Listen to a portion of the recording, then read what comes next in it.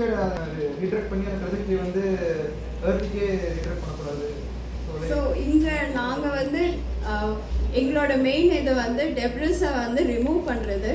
இன்ஆர்பிட் servicing and manufacturing சொல்லி ஒன்று இருக்குது. அதில் வந்து என்ன நான் அங்கே போகும்போது எனக்கு தெரிஞ்சது வந்து யாகியோட ஆண்டனா, பேரபோலிக் ஆண்டனா அதை பற்றி மட்டும்தான் இருந்துச்சு.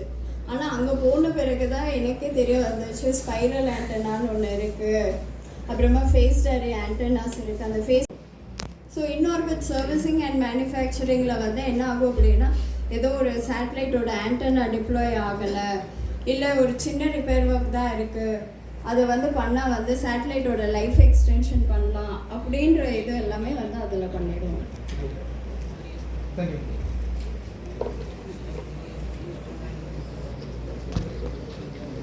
பற்றி ஒரு ஓவர்வியூ வந்து தருவாங்க. You can interact with him too. Spacecraft பற்றி ஒரு சின்ன ஓவர்வியூ கொடுக்கலான்னு வந்திருக்கேன். ஸ்பேஸ் கிராஃப்ட் பற்றி உங்களுக்கு கிடைச்சி தெரியுமா?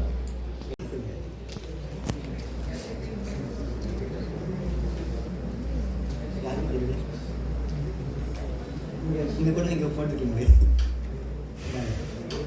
எர்த்துக்கு மேலே இருக்கிற எல்லாமே சேட்டலைட்ஸ் தான். ஆனால் ஹியூமன் மேட் ஆப்ஜெக்ட்ஸ் மட்டும்தான் ஸ்பேஸ் கிராஃப்ட்னு சொல்லுவாங்க. அண்ட் எர்த்துக்கு மேலே அது வந்து ஆர்பிட் பண்ணிக்கிட்டே இருக்கும். அண்ட் அதோட யூசஸ் என்னென்னா லார்ஜ் சேட்டலைட்ஸ், ஸ்மால் சேட்டலைட்னு பார்க்கும்போது பிக்கோ, ஃபெம்டோலேருந்து கியூப் சேட்ஸ் வரைக்கும் இருக்குது. அண்ட் நம்ம அதை எதுக்கு யூஸ் பண்ணோம்னா, எர்த்தில் செய்ய முடியாத ரிசர்ச் வந்து ஸ்பேஸில் செய்யறதுக்காக கியூப் சேட்ஸ் வந்து யூஸ் பண்ணுறாங்க. அண்ட் சேட்டலைட்டோட பேசிக் ஸ்ட்ரக்சர்ஸ் என்னென்னா, எதை கேட்குறீங்களா? நம்ம அது கூட கம்யூனிகேட் பண்ணுறதுக்கு முக்கியமானது கம்யூனிகேஷன், ஸ்ட்ரக்சர், கம்யூனிகேஷன். அண்டு அதுக்கு உயிர் இருக்குது, அது வந்து ஒரு இடத்துல இடத்துக்கு மூவ் ஆகுது அப்படின்னு இது பண்ணுறதுக்கு வந்து ப்ரொபல்ஷன் ஒன்று இருக்கும். ஸோ ப்ரொபல்ஷன் என்ன இருக்குன்னா, மெயினாக இன்ஜின், ராக்கெட் இன்ஜின் இருக்கிற மாதிரி சேட்டலைட்டுக்கும் இன்ஜின் இருக்கும். அண்டு அதுக்கப்புறம் நான் சேட்டலைட்டு, அதாவது நான் ஒரு மனுஷன், எனக்கு உயிர் இருக்குது, சேட்டலைட்டுக்கு உயிர் இல்லைன்னும் போது அது எங்கே இருக்குது அப்படின்னு அது தெரிஞ்சுக்கிறதுக்காக ஏடிசிஎஸ்னு ஒன்று இருக்கும், attitude determination control system. And நாம் அது எங்கே இருக்குது நமக்கு தெரியுது, நாம் அது கூட கம்யூனிகேட் பண்ணி அதை ஒரு இடத்துக்கு தள்ளணும் அப்படின்னு போது கைடன்ஸ் நேவிகேஷன் கண்ட்ரோல், ஜிஎன்சின்னு ஒன்று இருக்குது. ஸோ இவ்வளோ தான் சேட்டலைட்டோட systems: structure, propulsion, GNC, ADCS, communication, propulsion. அவ்வளோதான். ஸோ இதுதான் main 6 subsystems of satellite. And நாங்கள் வந்து யாழின்னு ஒரு சேட்டலைட் வந்து டெவலப் பண்ணியிருக்கோம். அந்த சேட்டலைட் எதுக்கு யூஸ் ஆகுதுன்னா, சாதாரணமாக சேட்டலைட் வந்து 2 ஆண்டனா இருக்கும், கம்யூனிகேஷனுக்கு இருக்கும், அப்புறம் சோலார் பேனல்ஸ் இருக்கும். அந்த சின்ன சின்ன அதாவது அதோட பேலோடு என்னவோ அதுக்கு ஏற்றவாறு சேட்டலைட் வந்து பில்ட் பண்ணியிருப்பாங்க. எங்களோட பேலோடு என்னன்னு பார்த்தீங்கன்னா ரோபோட்டிகா. ஸோ அந்த ரோபோட்டிகா வந்து நாங்கள் சேட்டலைட்டை அட்டாச் பண்ணிவிட்டு ஏதாச்சும் பழுடாக இருக்கிற சேட்டலைட்டு, ஸ்பேஸ் டெப்ரிஸ், குப்பை ஏதாச்சும் இருக்குன்னா நாங்கள் அதை போய் பிடிச்சி அதை கீழே எடுத்துகிட்டு வந்து அதை ரிலீஸ் பண்ணுவோம். ஸோ ஒரு சேட்டலைட்டுக்கு கை இருக்கிற மாதிரி அதான் எங்களோட கோல். அந்த அந்த ரோபோட்டிக்கா வந்து எங்களோட யூனிக் செல்லிங் பாயிண்ட். அந்த யாரோ ஒரு கேள்வி கேட்டாங்க, டெப்ரியை வந்து ரீடைரக்ட் பண்ணு. அந்த கேள்வி மறுபடியும் கேள்வி எனக்கு என்ன டவுட்னா, இப்போ அவன் ஆக்சுவலி ஃபர்ஸ்ட் மேம் சொல்லும்போது நான் என்ன நினச்சேன்னா, ஜஸ்ட் ஒரு ஆர்பிட்லேருந்து இன்னொரு ஆர்பிட்டுக்கு ஜஸ்ட் ஆல்டிடியூட் சேஞ்ச் பண்ணுறாங்க அப்படின்னு தான் நினச்சேன். So then after she clarify that they just redirecting into mesosphere, அங்கே பர்ன் அப் ஆயிரும் அப்படிங்கிறது அப்படி. ஸோ ஆமாம், அதுதான். அதுக்கு ஒரு ப்ராசஸ் இருக்குது. அந்த ப்ராசஸ் பேர் ஆர்பிஓடி. அந்த ப்ராசஸ் பேர் ஆர்பிஓடி. ஆர்பிஓடி மூலமாக நாங்கள் ஒரு டெப்ரியை வந்து கேப்சர் பண்ணி அதை இன்ஸ்பெக்ட் பண்ணி அதுக்கான கரெக்டான பாயிண்ட் கேப்சர் பண்ணி அதை லோயர் ஆர்பிட் கொண்டு வந்து ரிலீஸ் பண்ணுவோம். ஸோ இதுதான் எங்களோட மிஷன் ப்ரொஃபைல். அண்டு நீங்கள் வந்து மெக்கட்ரானிக்ஸ், நீங்களா மெக்கட்ரானிக்ஸ். ஸோ மெக்கட்ரானிக்ஸ் படிக்கிற உங்களுக்கு வந்து சேட்டலைட்டில் என்ன, ஸோ எல்லாருமே சொல்லியிருப்பாங்க ஸ்பேஸ் டிப்ரின்னு சொல்லியிருப்பாங்க. ஓகேவா? ஸ்பேஸ் டிப்ரினா நான் ஃபங்க்ஷனல் சேட்டலைட்னு சொல்லியிருப்பாங்க. எப்போ ஒரு சேட்டலைட் வந்து நான் ஃபங்க்ஷனல் ஆகுது, எப்போ அதனால் ஃபங்க்ஷன் ஆக முடியாது? இனி கெஸ். ஒவ்வொரு சேட்டலைட்டுக்கும் லைஃப் டைம் சொல்லி தான் லான்ச் பண்ணுவாங்க. ஓகேவா? எப்போ அது வந்து நான் ஃபங்க்ஷனல் ஆகும், அதனால் ஃபங்க்ஷன் பண்ண முடியாமல் போகும்? இனி கெஸ். சத்தம் இங்கே சொல்லணும், எல்லாத்துக்குமே கேட்கும். ஸோ ஃபஸ்ட் திங்னா, இப்போ சேட்டலைட் எப்படி நம்ம சேட்டலைட் வந்து நமக்கு எடுத்து ஸ்பேஸ் ஸ்டேஷன் வந்து நம்ம கண்ட்ரோல் பண்ணிகிட்டு இருக்கோம். ஓகே, நம்ம நம்மளால் அந்த சேட்டலைட்டை கண்ட்ரோல் பண்ண முடியலாட்டி அது நான் ஃபங்க்ஷனல்னு சொல்லுவோம். நம்மளால் கண்ட்ரோல் பண்ண முடியல, அதுலேருந்து டேட்டா ரிட்ரைவ் பண்ண முடியல, ஆர் அதை நம்மளால் கண்ட்ரோல் பண்ண முடியலன்னு அர்த்தம். செகண்ட் திங், நம்மளால் கண்ட்ரோல் பண்ண முடியுது, பட் அதனால நம்ம என்ன பர்பஸ்க்காக அதை லான்ச் பண்ணமோ அந்த பர்பஸ் வந்து சாட்டிஸ்ஃபை பண்ணலை அப்படின்னா ஒன்று. செகண்ட் திங் என்னென்னா, நம்மளால் கண்ட்ரோல் பண்ண முடியும், அதை டேட்டா ரிசீவ் பண்ண முடியும், பட் வந்து கண்ட்ரோல் இன் சென்ஸ் ட்ரிஃப்ட்ன்றதை கேள்விப்பட்டிருப்பீங்க. கிராவிடேஷனல் புல்லாம் சொல்லுவீங்களா, என்ன சொன்னால் ஆர்பிட் ஆகிக்கிட்டே இருக்கும். ஸோ கிராவிடேஷனல் புல்னால் என்ன பண்ணுன்னா அதோட ஆர்பிட் வந்து சேஞ்ச் ஆகிக்கிட்டே இருக்கும். ஓகேவா? ஸோ அதனால் ஸ்டேஷன் கீப்பிங்னு ஒரு ப்ராசஸ் பண்ணுவாங்க. அதே ஆர்பிட்டில் ரொட்டேட் ஆகிட்டு இருக்கிறதுக்காக ஸ்டேஷன் கீப்பிங்கில் ப்ராசஸ் பண்ணுவாங்க. ஸோ அப்போ ஃபியூல் இருந்தால் மட்டும்தான் அந்த இன்ஜினை பேர்ன் பண்ணி நம்மளால் ஸ்டேஷன் கீப்பிங் பண்ண முடியும். ஸோ இது எதுவுமே பண்ண முடியலன்றப்ப அதை வந்து நான் ஃபங்க்ஷனல் சேட்டலைட்னு சொல்லிடுறோம். ஓகேவா? ஸோ நாங்கள் 2 பர்பஸ் பண்ணுறோம். ஒன்று, ஏற்கனவே இருக்க டிப்ரிஸை வந்து ரிமூவ் பண்ணுறோம். செகண்ட் திங், நெக்ஸ்ட்டு நம்ம லான்ச் பண்ணுற சேட்டலைட் வந்து டிப்ரி ஆகாமல் இருக்க என்னென்ன பண்ணலாம், அதுதான் இன்ஆர்பிட் சர்வீசிங் சொல்லுவாங்க. ஸோ ஃபஸ்ட் திங் என்னென்னா, நான் சொன்ன மாதிரி ஃபியூயல் இல்லாதனால நிறைய சேட்டலைட் என்ன ஆகுதுன்னா டிப்ரி ஆகுது. ஒரு 3D ஸ்பேஸில் ஒரு பாயிண்ட்டை ரீச் பண்ணுறதுக்கு 6 DOF போகுது நம்மளுக்கு. நாங்கள் ஏன் 7 DOF போகிறோன்னா ரிடெண்டன்சின்னு சொல்லுவாங்க.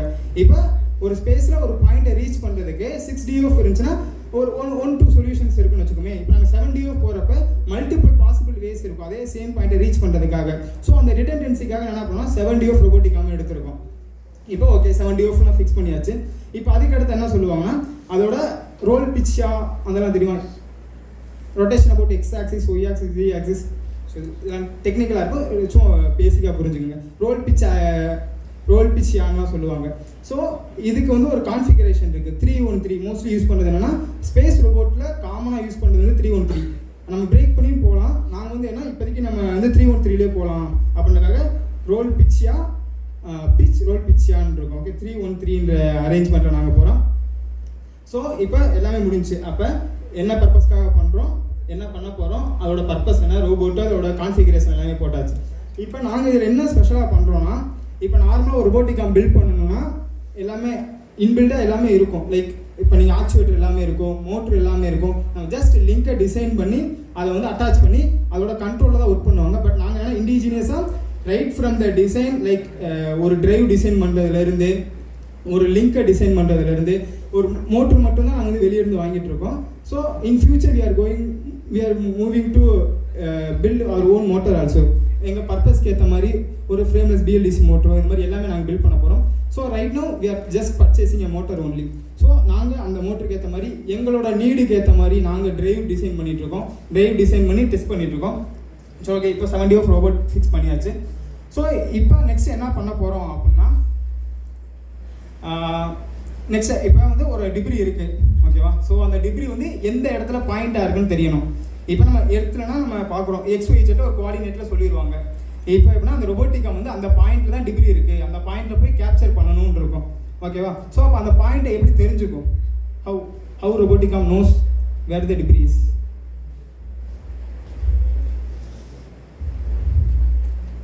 பொசிஷனில் இருக்குது, லைக் robotic armல இருக்கும், எங்களோட சேட்டலைட்லேயும் இருக்கும் கேமராஸ். ஓகேவா?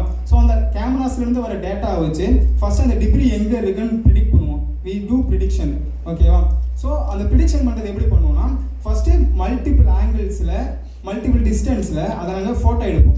ஸோ அந்த ஃபோட்டோ வச்சு அதுக்கு சம் அல்காரிதம்ஸ்லாம் இருக்குது, மெஷின் விஷன் படிப்பீங்க. ஸோ அந்த அல்காரிதம்ஸை வச்சு அந்த டிப்ரி எங்கே இருக்குன்னு ஃபஸ்ட்டு ப்ரிடிக்ட் பண்ணுவோம். ஸோ அந்த டிப்ரியை ரீச் பண்ணுறதுக்கான ஒவ்வொரு ஜாயிண்ட் ஆங்கிள், இன்வெர்ஸ் கினமெட்டிக்ஸ்னு படிப்பீங்க. ஸோ ஒவ்வொரு அல்காரிதம்ஸ் இதெல்லாம் கண்ட்ரோல் பண்ணி இந்தந்த பாசிபிள் வேஸில் பிடிக்கலான்னு ஃபஸ்ட்டு டிட்டர்மைன் பண்ணி அதில் எது மோஸ்ட் சூட்டபிள், மோஸ்ட் எஃபிஷியன்ட் ஒன்றுன்னு ப்ரிடிக்ட் பண்ணி அதை வச்சு அந்த கேப்சர் பண்ணுவோம். ஓகேவா? ஸோ ஸ்பேஸ் robotic armக்கும் இங்கே நம்ம இங்கே இடத்துல யூஸ் பண்ணதுக்கும் சம் டிஃப்ரென்சஸ் இருக்குது. The first thing is speed. So நம்ம இங்கே இடத்துல ஒரு இது யூஸ் பண்ணுறோம் அப்படின்றப்ப அதோட robotic armோட functionality mostly we speak with end effect speed. Okay? So நம்ம ஒரு இண்டஸ்ட்ரியல் ரோபோட்டையும் ஸ்பேஸ் ரோபோட்டையும் கம்பேர் பண்ணுறப்ப ஸ்பேஸ் ரோபோட்டும் பயங்கர ஸ்லோவாக இருக்கும். ஏன்னா ஒரு சின்ன மிஸ்டேக் கூட பயங்கர காஸ்ட் ஆகும். Refuel it. ஓகேவா? ஸோ இது வந்து ஒரு இன்ஆர்பிட் சர்வீசிங் ப்ராசஸ். அது மட்டும் இல்லை, இப்போ தான் ஒரு சென்சார் வந்து போயிருக்கலாம். ஓகேவா? ஒரு சென்சார் போயிருக்கலாம், ஆர் சம்திங் எனி சின்ன மெயின்டெனன்ஸ் இஷ்யூ. இப்போதைக்கு ஒரு சின்ன அளவுக்கு தான் மெயின்டெனன்ஸ் இஷ்யூ, டாக்கிங், இந்த மாதிரி நிறைய விஷயங்கள்லாம் இருக்குது. இதெல்லாம் பண்ணும். ஸோ எக்ஸிஸ்டிங்காக இருக்க டிப்ரியை ரிமூவ் பண்ண போகிறோம். நெக்ஸ்ட் நம்ம லான்ச் பண்ணுற சேட்டலைட் வந்து டிப்ரி ஆகாமல் அதோட லைஃப் டைம் எப்படி இன்க்ரீஸ் பண்ணலாம் அப்படின்னு தான் நாங்கள் பண்ணிகிட்டு இருக்கோம். So this is all about what we are going to do in our company. So second thing என்னென்னா, I'm going to let you know about the robotic system. So robotic serial manipulator னு சொல்லுவாங்க. Various robots இருக்கு. So what we are going to employ here is a serial manipulator. Why we are choosing serial manipulator? நான் first வந்து எங்களுக்கு purpose தெரிஞ்சிருச்சு. நாங்கள் என்ன பண்ண போகிறோம், எப்படி பண்ண போகிறோன்ற ஒரு ஐடியா இருக்குது, பேசிக் ஐடியா இருக்குது. அப்போ என்ன பண்ணோன்னா, இப்போ நாங்கள் வந்து ஒரு சர்வீசிங் பண்ண போகிறோம்னு வச்சுக்கோம். ஸோ சர்வீசிங் பண்ண போகிறோன்றப்ப 2 விஷயம் சொல்லுவாங்க. டாக்கிங்னான்னு தெரியுமா? டாக்கிங் ஒன்று, ஒரு சேட்டலைட் இருக்குது, நாங்கள் எங்கள் சேட்டலைட் போய் அதோட டாக் பண்ணோம். டாக் பண்ணால் தான் நாங்கள் வந்து அது எந்த ஆப்ரேஷனாலும் பண்ண முடியும். ஓகே, ஃபர்ஸ்ட் என்னன்னா அப்போ நாங்கள் டாக் பண்ண போகிறோம். நெக்ஸ்ட் என்ன பண்ண போகிறோம், எங்களோட சர்வீசிங் பண்ண போகிறோம். சர்வீசிங் பண்ணுறதுக்கு என்னன்னா ஹியூமன் லைக் ஒரு சிஸ்டம் வேணும். அப்புறம் தான் ஹியூமன் லைக் சிஸ்டம் இருந்தால் மட்டும்தான் எங்களோட அது ரொபோட்டிக் ஆர்முக்குள்ளே போகும். ஸோ ரொபோட்டிக் ஆர்முக்குள்ளே போகிறப்ப நாங்கள் என்ன சூஸ் பண்ணால் அது வந்து ஹியூமன் ஹேண்ட் மாதிரி ஃபங்க்ஷன் ஆகணும்னு. ஹியூமன் ஹேண்ட் எவ்வளோ டிகிரி ஆஃப் ஃப்ரீடம் இருக்குன்னு தெரியுமா? 7 degree of freedom. 7 degree of freedom என்ன தெரியுமா? 7 degree of freedom. If you are interested, ask us. Okay, அந்த டீடைல் இப்போ சும்மா ஒரு ஓவர்வியூ மட்டும் கொடுக்குறோம். ஓகேவா? 7 is a mechatronics engineer with strong passion for space, robotics and advanced engineering systems. Her journey reflects the spirit of modern engineering, where creativity meets technology to solve challenging problems.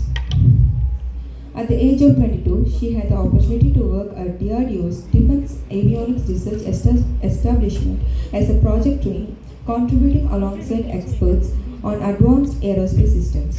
Her work involved areas such as guidance, navigation and control algorithms, material selection and multidisciplinary engineering solutions.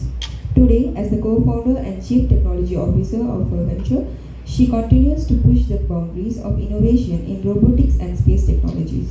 What makes her story especially inspiring is that she stands as an example of how young engineers can move beyond simply learning technology and begin creating it. Today's session, titled Deep Tech Innovation in Space Robotics, promises to provide valuable insights into the world of cutting-edge technology, entrepreneurship, and the future of space robotics. Ladies and gentlemen, please join me in giving a warm and enthusiastic welcome to our chief guest, Ms. Sweta Mohanachandran.